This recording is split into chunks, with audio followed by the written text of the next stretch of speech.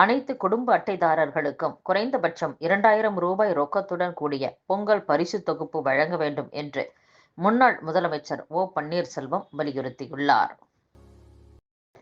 முன்னாள் பிரதமர் மன்மோகன் சிங் ஆட்சியில் 10 ஆண்டுகள் பங்கு பெற்ற திமுக தமிழகத்தில் ஆட்சியில் இருந்தும் அவரது மறைவுக்கு பொது விடுமுறை அறிவிக்காதது காங்கிரசாருக்கு மட்டுமல்லாமல் தமிழக மக்களுக்கே மனவலியை கொடுத்துள்ளது என்று தமிழக காங்கிரஸ் பொதுச் செயலர் அருள் அன்பரசு தெரிவித்துள்ளார்.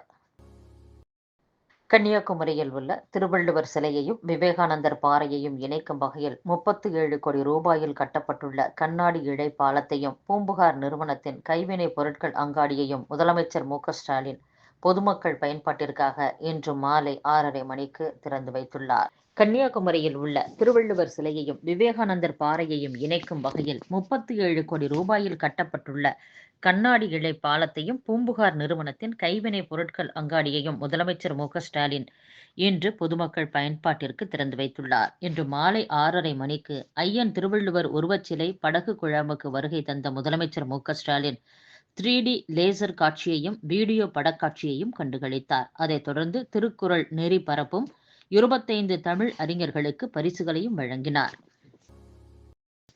தேமுதிக தலைவர் விஜயகாந்தின் நினைவு நிகழ்ச்சியில் கலந்து கொண்ட அரசியல் தலைவர்கள் மற்றும் திரையுலகினருக்கு தேமுதிக பொதுச் செயலாளர் பிரேமலதா விஜயகாந்த் நன்றி தெரிவித்துக் கொண்டுள்ளார். தமிழகம் முழுவதும் 56 IPS அதிகாரிகளை பணியிட மாற்றம் செய்து தமிழக அரசு உத்தரவிட்டுள்ளது. 3 ADGPகளுக்கு DGPகளாக பதவி உயர்வும் வழங்கப்பட்டுள்ளது. அதன்படி ADGP மகேஷ்குமார் அகர்வாலுக்கு ஆயுதப்படை சிறப்பு DGPயாக பதவி உயர்வு வழங்கப்பட்டுள்ளது. ADGP வெங்கட்ராமனுக்கு நிர்வாக பிரிவு சிறப்பு DGPயாக பதவி உயர்வு வழங்கப்பட்டுள்ளது. தலைமையிட ADGP வினித் தேவ் வான்கடேவுக்கு DGPயாக பதவி உயர்வு வழங்கப்பட்டுள்ளது. தமிழ்நாடு சீருடை பணியாளர் தேர்வாணைய ADGP கல்பனா நாயக் சிலை கடத்தல் தடுப்பு பிரிவு ADGPயாக பணியிட மாற்றம் செய்யப்பட்டுள்ளார்.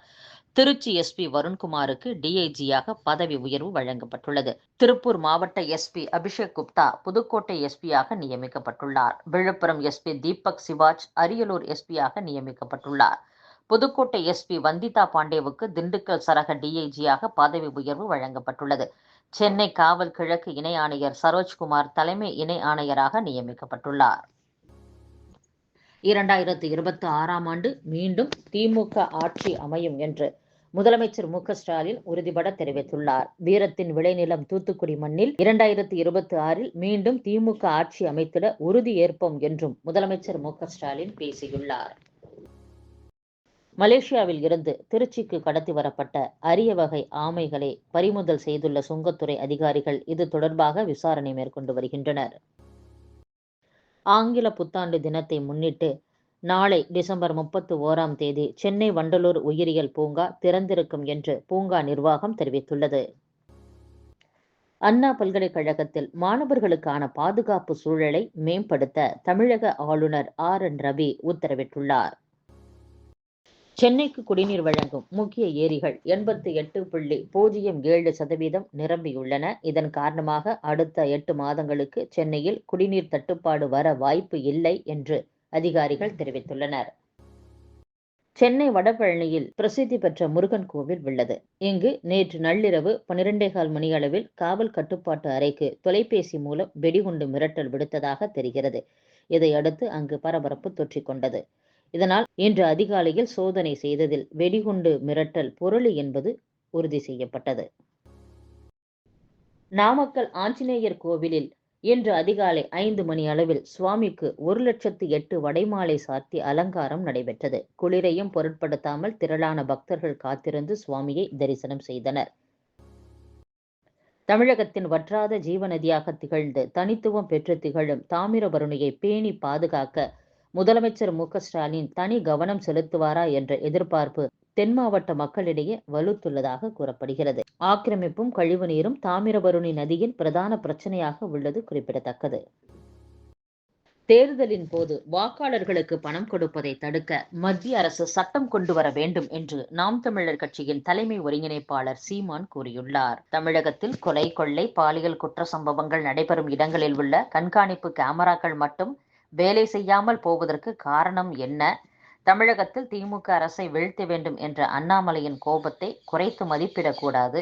எனக்கும் அத்தகைய கோபம் உள்ளது. அதற்காக சாட்டையில் அடித்துக்கொண்டு தன்னைத்தானே வருத்திக் கொள்வது தேவையற்றது. தவறு செய்பவர்களையும் அதற்கு காரணமானவர்களையும் தான் சாட்டையால் அடிக்க வேண்டும்.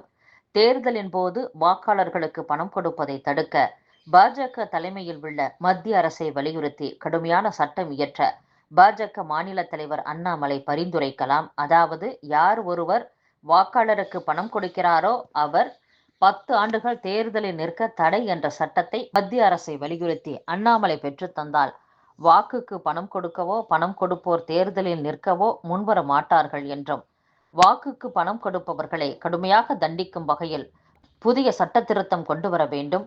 அடுத்ததாக, இலவசங்களால் மக்களுக்கு ஒருபோதும் நன்மை விளைய போவதில்லை என்றும், திருச்சி போலீஸ் எஸ்பி வருண்குமாருக்கும் எனக்கும் எந்த பிரச்சனையும் கிடையாது, இது சாதாரண கடந்து போகும் பிரச்சனைதான் என்றும் தெரிவித்துள்ளார்.